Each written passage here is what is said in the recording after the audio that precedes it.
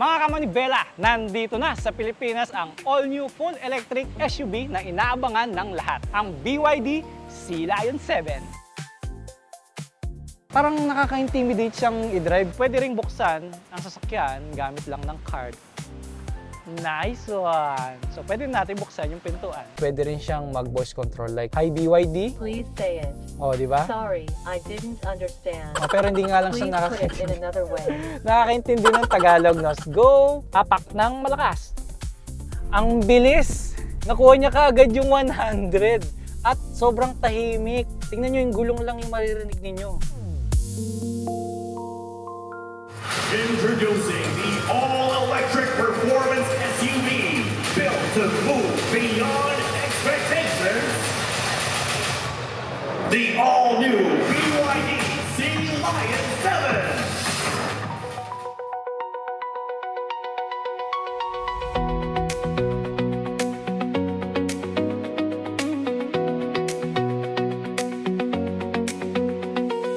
Mga kamanibela, nandito na sa Pilipinas ang all-new full electric SUV na inaabangan ng lahat, ang BYD Sea Lion 7. Kinilala ang BYD bilang world's top-selling manufacturer ng new energy vehicles. Kasama na dyan ang mga battery-powered electric vehicles at plug-in hybrid car. Kaya kung naghahanap kayo ng sasakyang hindi na kailangan ng gasolina, lalo na ngayong may fuel crisis, i-explore na natin itong 2026 BYD Sea Lion 7. Let's go!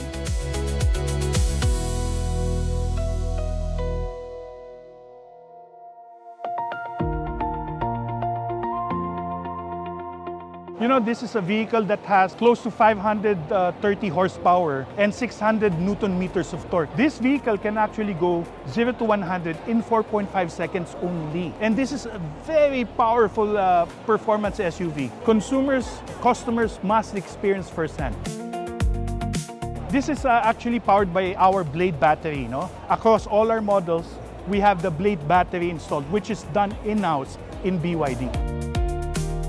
That will depend on driving habits of the driver, conditions and situations. No? Sometimes if there's a declared number of, let's say, 500 kilometers, no? You can deduct about 20% for real world. But you can actually extend that. Bottom line, it depends on the driver and the situation and the condition of the environment. This vehicle is actually capable of accepting a AC charger up to 11 kilowatts and which will make you charge from 10% to 80% in more or less about 8 hours. However, if you use a DC charger of, let's say, 120 kilowatts, 10% to 80% in less than 30 minutes. We have over 200 AC mobility charging stations. Okay, so that's locations. Charge points are different pa. More than double that number. Alam mo, yung range ng anxiety, magandang tanong yan eh. A lot of people talk about it, but they have not first-hand experience driving a electrified vehicle. They have to understand how they drive, where they go, their usual consumption.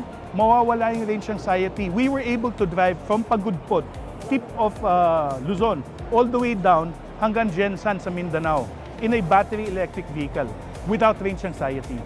Why? Because AC Mobility has infrastructure in the Philippine EV Spine. So that's all available in our Evro app. Makikita yung lahat ng charging station ng AC Mobility sa Evro app. Actually, hindi lang sa Sea Lion 7, no? Sa lahat ng mga sasakyan namin. Lahat ng baterya namin ay sealed. However, let me just remind everybody, ang mga battery electric vehicle ay just like your traditional vehicles as well na ICE, no? Kapag, I have this general rule, pag nakikita mo ang bangketa, daanan mo yung tubig. Pero kapag hindi mo na nakikita yung bangketa, mag-isip-sip ka bago ka dumaan, no? Pero kalahati ng gulong, kaya ng mga sasakyan namin. As a matter of fact, we have vehicles that can actually float in water for up to 30 minutes. If you will research here in the Philippines, during the past 5 months, magmula January hanggang itong Mayo, bilangin mo kung ilang kotse nasunog. May nakita ka bang EV na nasunog doon? Wala. EVs are safer than ICEs. That's a fact. And globally, everybody's saying that.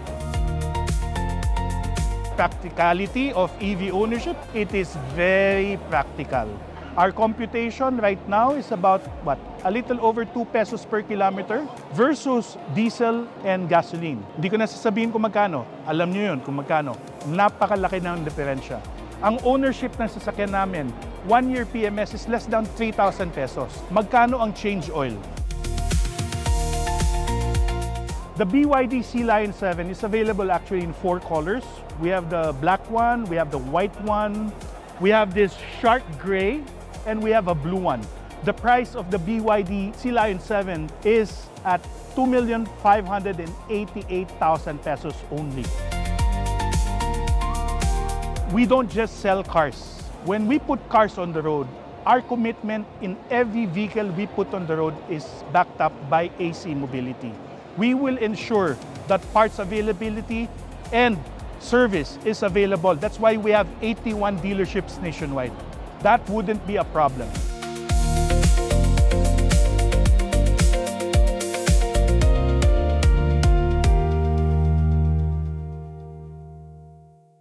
Alright, dito naman tayo sa exterior design. Ito, point of view ng bilang isang beginner pagdating sa sasakyan. Ito yung mga masasabi natin. So syempre, ito ay electric vehicle. So wala tayong makikitang grills dito para ma-cool yung engine. So makikita nyo, sarado siya, no? Which is nakakalinis sa design ng sasakyan kasi very plain na lang siya dito. Ang makikita mo na lang is yung kanyang badge na BYD. At ang napansin ko pa sa badge niya, nilubog na nila sa bumper. Kaya kung mahihipo mo, bahagya na lang nakaumbok yung kanyang emblem na BYD dito. Then dito sa baba, sa gitna, meron siyang camera dahil nga itong sasakyan na to ay naka 360 degree view angle. Kaya lahat makikita mo na, no? Kaya may camera siya dyan. Then dito naman yung kanyang lagayan ng plate number. Then dito meron tayong nakikitang grill. Dito wala akong nakikitang parang yung condenser ng aircon. No? Pero siguro part lang din ito ng design. Black yung sa ilalim ng bumper niya. Kung titignan mo yung harapan, singkit yung mata niya, no? Napaka-aggressive, pero pag tinignan mo sa side, ang eleganteng tignan ng kotse. Ito naman yung design ng kanyang headlamp. Talagang ang ganda no? Meron siyang BYD technology doon na nakalagay. Ito naman yung itsura ng kanyang daytime running light. Isang diretso, and then meron pa doon sa loob. Iba na yung design ng mga headlight nila. Very futuristic, napaka-high-tech na ito. So yan, ganda. Tapos, hinati niya yung kanyang headlight. Meron siyang plastic part dito, and then bumaba dito yung daytime running light niya. Ang galing. Pag tinignan mo ng malayo, ang lapad ng harap, parang nakaka-intimidate siyang i-drive kasi, alam mo yun, kapag nasanay ka sa maliit na sasakyan, tas masikip pa dun sa dadaanan mo, parang nakakailang. Pero dahil sa design niya, pag pumasok ka sa loob ng sasakyan, may check natin, liit, no? Dito sa side niya, ayan, meron pa siyang plastic part dito sa taas ng gulong. Siguro ito rin yung isa sa nagpapalapad sa sasakyan. And maganda siya kasi malinis tignan. Yung kanyang dito, yung hindi siya mukhang nilagay lang. Kasi kung titignan nyo yung side niya dito, nakalubog din. Parang nakamolde siya para ilagay ito. Then, napakalaki ng kanyang mags. Ang alam ko, 20 inches ito. Tapos Michelin yung tires na nilagay nila. Ito ay puro naka-disc brake, no? Yung caliper na ginamit nila is ginawa nilang red, kaya nagpapadagdag bilang sportier look. Mas maangas, astig. Mamaya, check natin kung gaano siya kakomportable. Gayong medyo payat na yung kanyang gulong. No? Then meron siyang badge na BYD sa gitna. Then same dun sa harapan, hindi na nakaumbok masyado yung BYD na badge dito. No? So nilulubog na nila para hindi masyado, alam mo yon, parang nilagay lang yung badge, di ba? Then dito sa side, ang sabi nila sa kanilang product detail is inspired siya sa Ocean Wave. Kung titignan mo ng side, oo nga naman, medyo may pagka-Ocean Wave siya kasi nga mababa lang yung kanyang bubong. So sumakto siya dito sa pagkababa ng kanyang hood, diretso dito, parang splash ng ocean. Then, ito naman yung kanyang door handles. Then, makikita nyo, wala na siyang susian. So, ito kasi meron siyang key fob and pwede rin buksan gamit ng card. Then, meron siyang pindutan dito. I think para pagka ilalak mo siya. Kapag tumatakbo na yung sasakyan, itong door handles niya o yung bukasan ng pintuan, aatras to, papasok para mas malinis tignan yung side ng sasakyan at pareho pa siya ng kulay dito sa body. Then dito yung side mirror niya, meron siyang ilaw, then camera, since ito ay 360 view. Then dito naman yung kanyang signal light. Then meron din siyang indicator kapag ka merong sasakyan, dito sa side ng sasakyan, iilaw yung kanyang side mirror, meron siyang indicator dito na triangle. Ngayon, ang napansin ko dito, kumpara sa mga ibang SUV, kasi tinawag nilang SUV to, dito medyo okay pa yung taas ng kanyang bubong. Pero pagdating dito, papunta na siya sa pababa na siya no? So, mamaya makikita natin kung maluwang ba o nakakasikip, ganon. So, padiretso siya dito at ang pinakagusto ko pa dito, ito yung kanyang spoiler na alam mo yun, ang ganda ng pagkaka-design. I mean, hindi siya yung parang nilagay lang na hindi siya bagay. Pero ito, spoiler as one yung design niya. Kaya ang ganda niyang tignan din. Yung brake light nandito, napakahaba for added visibility. Then, ngayong tinitignan natin itong kanyang maliit na spoiler, nakikita natin may black yung bubong niya. Parang naging two-tone tuloy yung design ng sasakyan. So, yan po kasi ay glass. Alright, dito naman tayo sa likod. So, ito yung sinasabi ko sa inyo na parang yung patak ng tubig kapag ka nag-wave yung ocean. So, kung makikita nyo malapitan yung design ng ilaw niya, meron siyang takip na ang design is mga drops ng tubig. Then, meron siyang BYD technology ulit dito. At yung kanyang signal light, ito na lang yung guhit na yan. Very slick ng design, minimalist, pero pag tinignan mo ng malayo, sobrang angas ng dating. Doon sa sinasabi ko sa harapan, medyo nakaangat ng konti yung BYD na badge, pero dito, pantay na yung BYD natin sa kanyang tailgate, kaya ang ganda niyang hawakan no? Pantay, nakalubog sa kanyang, yung yero to, di ba? So nakalubog siya, kaya ang gandang tignan. Pero lang dito sa mga kanyang ibang badge, like tong Sea Lion 7, yan, dinikit na lang yan. Ayan, ng double adhesive. Yan, okay lang yan. Meron siyang sticker dito, so para hindi malito yung mga bagong gagamit, meron siyang sticker na truck open, and then pipindutin lang siya dito at automatic aangat na yung kanyang tailgate. And base dun sa details na diniscuss nila kanina, pwede rin itong buksan gamit ng paa or kick sensor ang tawag doon. So gaganyanin mo lang, then automatic aangat na yung tailgate mo para pagka meron kang dalang gamit, madali mo siyang may sasakay. So napakaluwang ng kanyang lagayan no, dito sa likod. Yun nga, dahil pababa yung likod ng sasakyan, medyo, ayun lang, tinipid lang yung space banda dito kasi pag ganyan na siya. Siguro naninibago lang ako dahil may SUV ako dati, yung mga SUV nakasanayan natin, di ba? Hanggang dito, tapos biglang gaganon yung kanyang likod. So dito, dahil siguro mas pinakompact nila, mas pina-sporty yung dating, kaya mababa na lang yung dito, no? But anyway, malapad naman yung lagayan, kaya okay lang. Then pagka ibababa na natin, o i-close na yung tailgate, pindutin mo lang to, then yun, automatic na siyang bababa. And, o nga pala, meron nga pala tong sensor pagka accidentally, naipatong mo dyan yung kamay mo, may sensor siya para hindi siya totally magsasara. Maiwasan natin yung pagkaipit ng ating mga daliri. Try? Try? Basta pag naipit yung kamay ko, may BYD ako. Yung bumper niya, hindi siya boring tignan, no? Kasi instead na ang ginawa nila is yung bumper is ganito lang yung kulay. Kita nyo, meron pa siyang black plastic dito at may pagka ganyan pa, oh. Simpleng-simple. Then ito naman yung kanyang mga sensor. Katulad din sa harapan, ito naman yung, I think kasi ayokong buksan. Ito yung pagka meron kang hihilahin, doon mo ipapasok yung parang hook, ganon. So tatanggalin mo yung takip na yan. So nilagyan nila ng takip para malinis lang tignan, okay? Then ito yung para sa plate number. Then may sensor siya, dalawa. Yung bumper niya, no, napakalaki kasi mula dito sa taas ng taillight hanggang sa baba niya. So buong bumper na ito. Kaya kapag ka tinanggal mo, ang laki ng mawawala sa kanya. No? Siguro gusto nila ma-maximize na yung space ng sasakyan. Kaya talagang very compact ng mga design na nilagay nila dito. Dito naman tayo sa lagay ng gamit sa likuran. So nasabi ko kanina, medyo parang masikip na siya kasi pag ganyan yung kanyang bubong dahil sa tailgate, no? Dahil sportier look nga ito. Dito naman sa pinaka platform niya, kumbaga, kung saan mo pinapatong yung gamit, maluwang naman. Pero pagdating sa height, medyo matitipiran ka lang ng konti gawa nga nito kasi hanggang dito lang yung pintuan.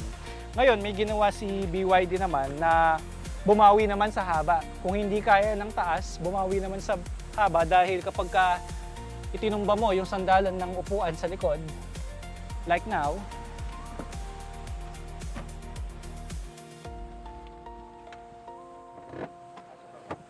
so makikita nyo, natumba natin yung kanyang mga sandalan, so mas mahaba yung space na pwede mong paglagyan ng gamit. Although hindi siya totally bababa as in diretso, pero still okay na rin, di ba? So yun, ganito na kahaba yung pwede mong paglagyan ng gamit. At ito pa yung nakakatuwa sa ginawa nila dahil nakita nyo to. So ito, pipindutin mo para mahila mo pataas yung kanyang patungan ng gamit. Then, dito makita yung lagayan niya dito sa ilalim. So meron pa siyang lagayan dyan, mas malalim. And then, pag tinanggal mo yung takip, dyan naman makikita kung saan nilalagay yung mga tools. So, made in styrofoam siya para pagka nalulubak, hindi maingay yung mga metal, like yung mga tools. So, pwede rin palang tanggalin ito. At kung hindi mo siya paglalagyan ng mga tools, ayan, ganyan kalaki yung sa ilalim niya. So, nakita nyo itong, kumbaga platform niyang ito. Ngayon, pagka medyo nabitin ka, kasi medyo pantay siya, no? Pwede mo siyang ibaba at ipasok dito. Ayun, mas lulubog siya. At alam nyo kung para saan yon. Meron kasi siyang mga pinagtatalian dito. So sumatotal, naging 4 yung pinagtatalian mo at ito pa yung iba. Ayan. So yung mga gamit mo para hindi sila nagmo-move. Then dito sa likod, although walang upuan dito sa likod, nilagyan pa rin nila ng speaker. Kasi ang speaker na sasakyan na to ay 12. So ganun ka-surround yung sound system niya. Meron din siyang ilaw dito, kabilaan. Pagkatapos meron din siyang hook. Up to 3 kilograms ang kaya niyang i-hold. Alright, pagkatapos natin sa exterior, check naman natin yung design sa loob. Pero bago yun, pakita ko muna sa inyo yung kanyang key fob. Ganyan po yung design, napaka-sexy ng key fob niya. Meron pa siyang emblem sa likod na BYD.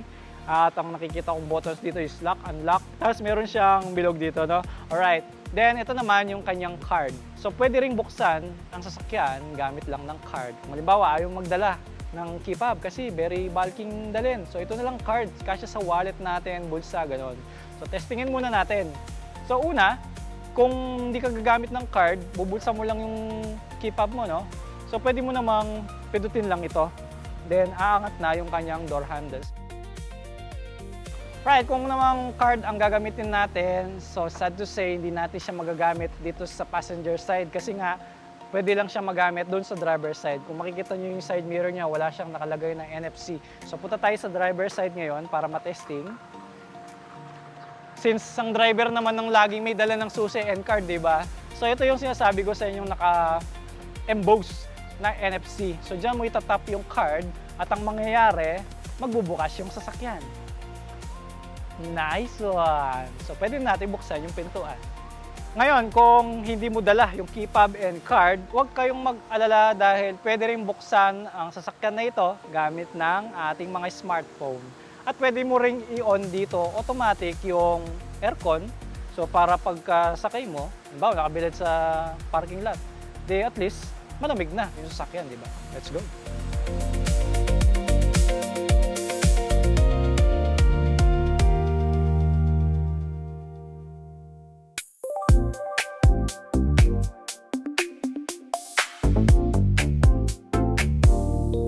Okay, nasa loob na tayo ng BYD Sea Lion 7. At ngayon is on lang natin siya. Pipindutin lang natin ito para mag-start na yung mga accessories niya. And then syempre on natin yung aircon. Pwede natin i-adjust dito. Yan yung kanyang level ng temperature. Right? So sagad natin sa low. Then yung upuan niya, syempre i-adjust natin based sa height mo, kung saan ka komportable, ganun. Pwede rin i-adjust yung height, i-atras, ganyan. Electronic control din siya, pati yung sa passenger side. And then yung manibela naman, telescopic. At pwedeng itaas at ibaba. Then yung mga controls, nandito lahat, especially yung sa phone. Then sa cruise control, lane departure assistance. Then, yung adjustment ng speed kapag naka-cruise control. Then, may magandang badge dito ng BYD. Alright, ganda ng design ng manibela, very sporty. Then sa dashboard naman tayo, puro mga leather. Yung kanyang mga materials, may totoong stitch pa. Paikot yan hanggang sa pintuan. Hanggang sa likod actually. So pagdating sa interior, materials hindi tinipid. Ganda ng design niya dito, parang suede, no? Ganda oh. So yung dito is Napa leather. Dito smooth yung texture, dito medyo magaspang, eh, no? Ganda. Tapos iba yung kulay ng mga buttons niya. Hindi siya talagang bright silver, dark silver siya, no? May pagka metallic gray or gunmetal gray, no? May pagka carbon fiber pa na design yung dito. Then yung manibela medyo matigas, no? Pero totoo yung stitch niya, no? Una kong mapapansin dito yung kanyang infotainment display, ang laki. Tapos pwede pang ikutin, no? Depende sa trip mo. Kung gusto mong mag-ways na nakatayo or nakahiga, or pag nanonood ka ng video, pwedeng landscape and portrait. Then dito, yung instrument panel natin, super cute ng mga letters. Punong-puno siya ng details at yung mga importante nandyan lahat. Which is okay kasi lalo na yung tire pressure monitoring, meron pa siya dito. Napaka-importante niya, no? Sa cambio naman, dito ako natuwa. Parang laruan, napakaliit. Tapos dito, every time na magpapalit ka ng options dito like reverse, neutral, and drive, so lagi lang naka-apak yung paa mo sa preno. Okay. Tapos dito, yung pagpindot, kung mapapansin nyo, wala siyang division, no? Hindi siya nakakat ng ganyan. So pag pinindot mo tong auto hold, gaganyanin mo siya. Yung hazard, ganyan siya. Ayan, no? Then dito naman yung controls ng on and off ng aircon. Then kung gusto mo ng auto, yung kanyang temperature, pwede rin. So yung controls ng blower natin, yung fan is sa infotainment display na rin siya. So lahat ng options dito sa sasakyan ay dito mo makokontrol. At pwede mo rin siyang iset kung ano yung mga gusto mo lang makita sa kanyang home screen. Sobrang high-tech. Parang cellphone talaga or tablet. Nandito yung signal, nandito yung connection ng internet, Bluetooth and Wi-Fi, oras, nandyan din. Ang nagustuhan ko sa mga electric vehicles, no, ang lalaki ng mga compartments niya. Meron siya dito para sa cup holders, yung kanyang, actually ito yung handle ng pintuan. Tapos dito yung bukasan ng pintuan, hindi na siya dito, no. Ganyan siya inaangat. So kapag after mong mag-drive, 2 beses mo siyang iaangat bago siya bumukas for safety. Then, dito, meron tayong wireless charger. So, max is 50 watts. Papatong mo lang dyan yung phone mo and then automatic magcha-charge na siya like now. Yan, charging siya. Not sure kung dito sa kabila is ganun din. Tingnan natin. Ayun, wala siya. Dito lang sa kaliwa.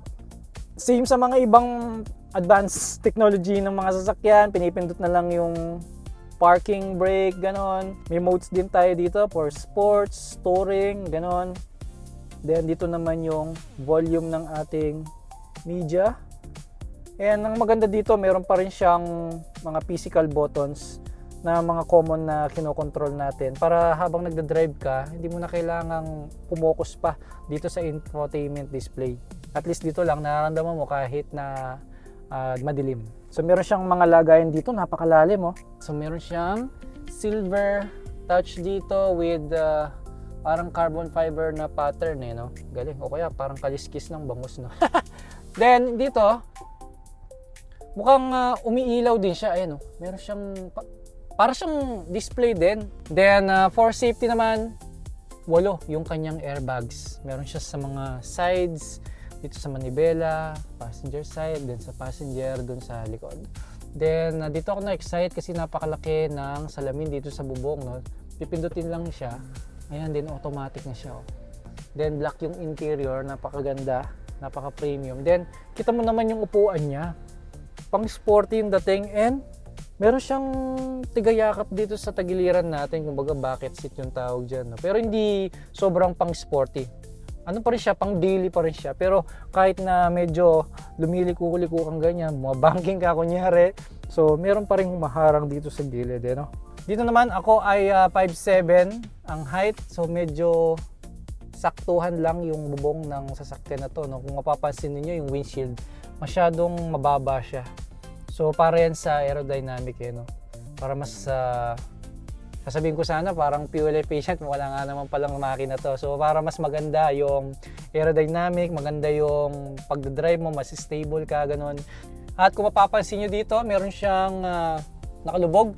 So yan ay para sa HUD or head-up display. So dyan mo makikita yung cruise control speed mo, kumbaga, or yung speedometer and lane departure assist. Ayun. So sobrang high-tech. So hindi mo na kailangang tumingin dito. Doon ka pa rin nakapokus sa kalsada. Alright, so excited na ako. Don't forget to wear your seat belt bago tayo mag-drive. Kapag medyo pagod ka na at gusto mong mag-control dito sa loob, pwede rin siyang mag-voice control. Like yung aircon, temperature, ganon. Like sasabihin mo lang yung high BYD. Then, Please say it. oh, di ba? Sorry, I didn't understand. Oh, pero hindi nga lang Please siya put it in another way. nakakaintindi ng Tagalog, no? So, ulitin natin. So, ngayon, try natin, no? Hi, BYD. I'm here. Turn off the aircon. The air conditioning has been turned off. Turn on the aircon. Okay, the air conditioner is set to cooling mode. Nice one. Galing, di ba?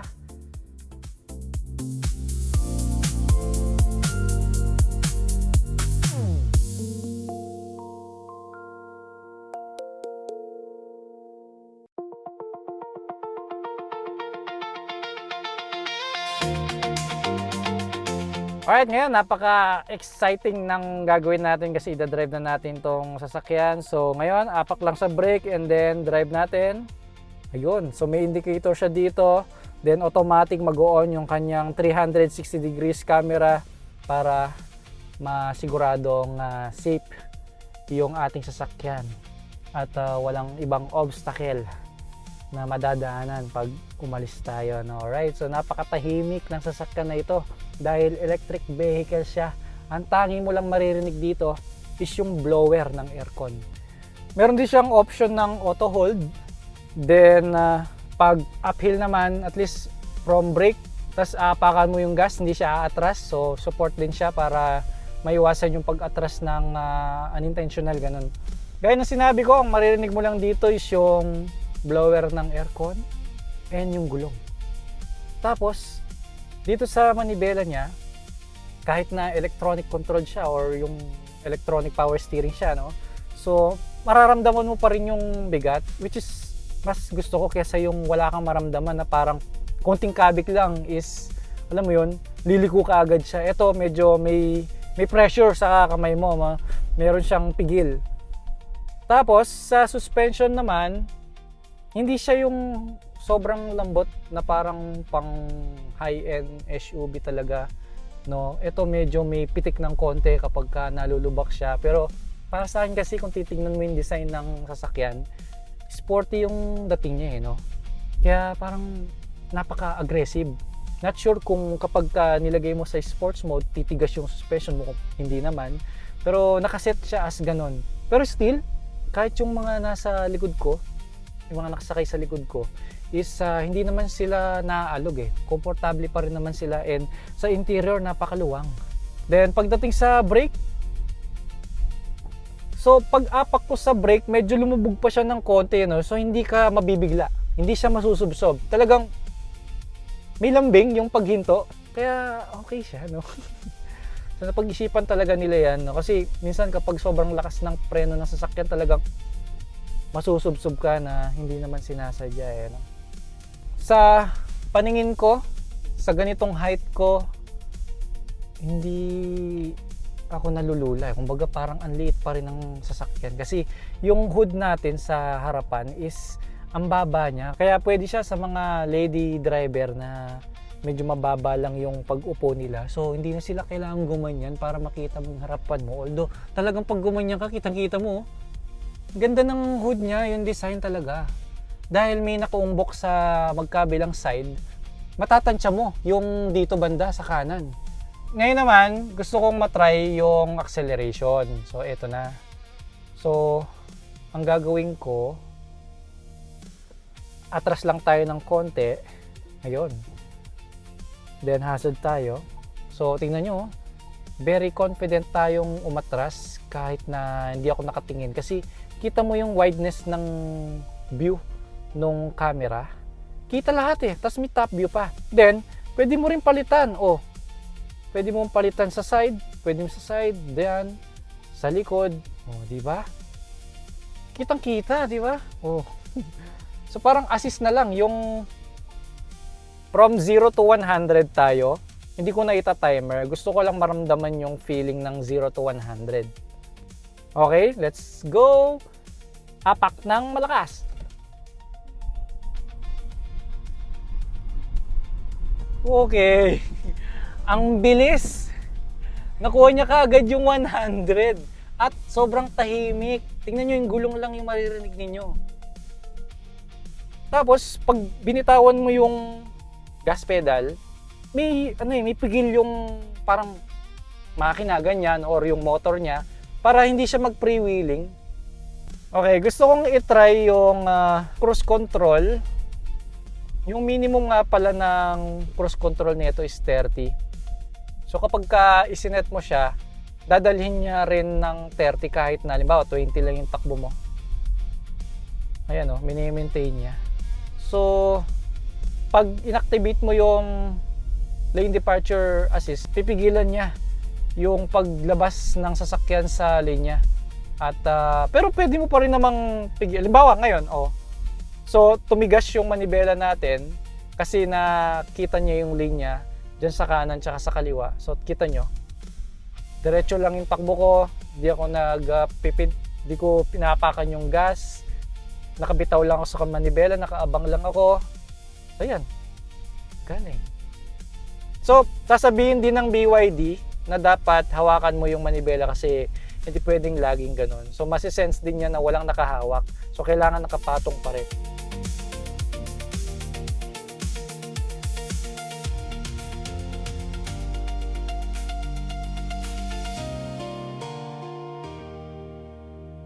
Dagdag ko nga pala kasi ito yung madalas na tinatanong sa mga electric vehicles. So ilang oras ba charge ito?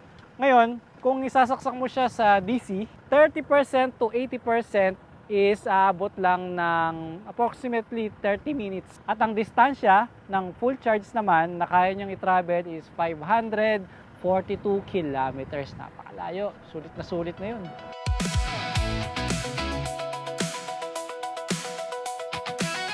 At yan ang ating test drive sa all-electric vehicle ng BYD Sea Lion 7. Sa SRP na 2.5 to 2.6 million, sulit ba ang hatak at driving range nito para sa inyong daily drive at long trips? Share your thoughts sa comment section at huwag kalimutang mag-like, subscribe at follow sa ating official Manibela TV accounts para lagi kayong updated sa ating latest uploads. At laging tandaan, mata sa kalsada, kamay sa manibela.